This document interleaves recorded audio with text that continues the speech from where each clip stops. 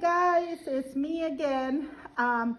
Remember that we were talking about changes to the earth crust.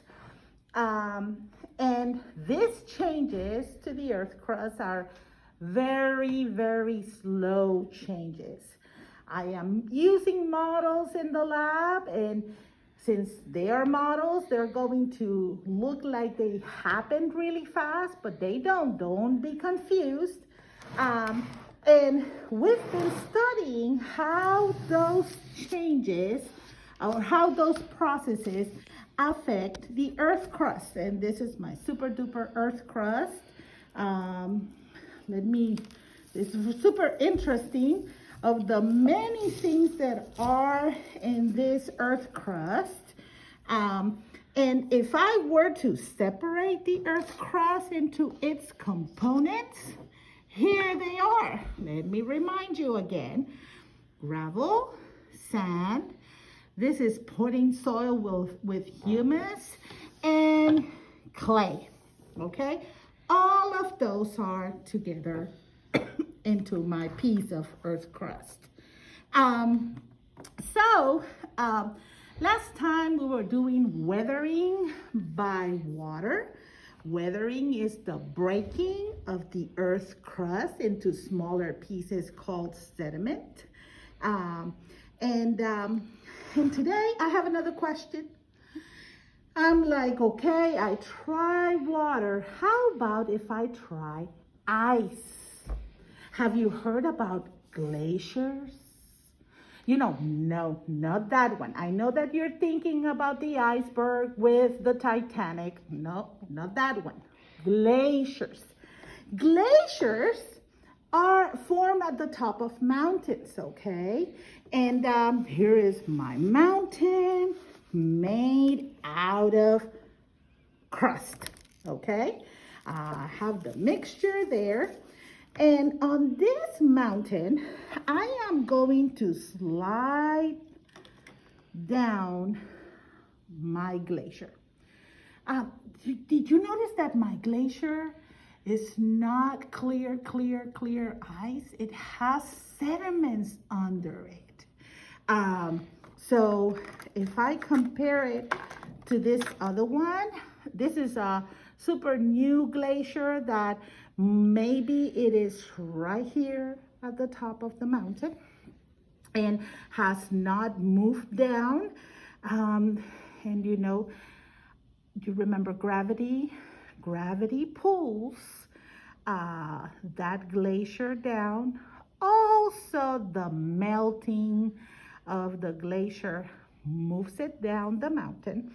And as it does that, I am thinking that it's going to break some of the crust and maybe make a land formation, okay?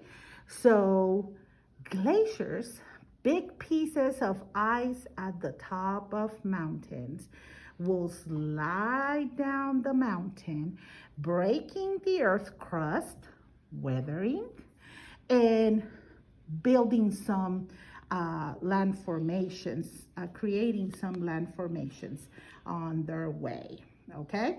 So let me experiment with this. Let me stand up for a second. And let me see if that is true.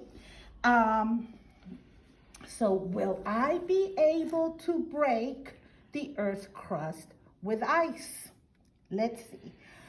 Of course, this is the best example for you to know that this is something that takes a long time, because that ice been there for quite a few minutes. Let's wait. Is it moving? I don't think so. Right, Miss Higby? No, it's not moving. So it does definitely takes a long time. So I am going to push it down the mountain, okay, to see it faster. Okay, so take a look. Be watching, making observations to see if the earth crust breaks as the glacier moves down the mountain. Okay, So here I go. Ooh, sediment just immediately moved. Look at all of that sand. I'm leaving kind of like a path on this side. I don't know if Miss Melton can see it. It's kind of like a groove and sand on both sides. Let me continue moving down. Keep on moving down. Ooh, bigger pieces. Yes, I know. And look what is forming over here, Miss Melton. It's like a road going down.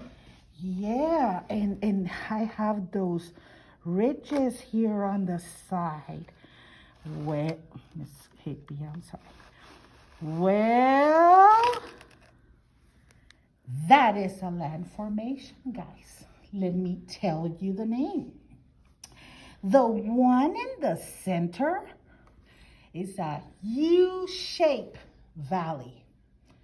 Remember, on the other video, weathering by water, we had the V shape.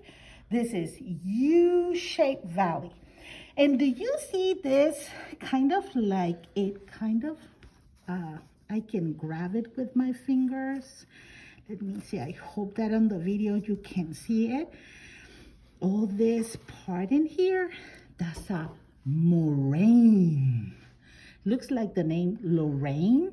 No, moraine. So I have the U shape and the moraine. And here is my glacier with, again, all the sediment sticking to it.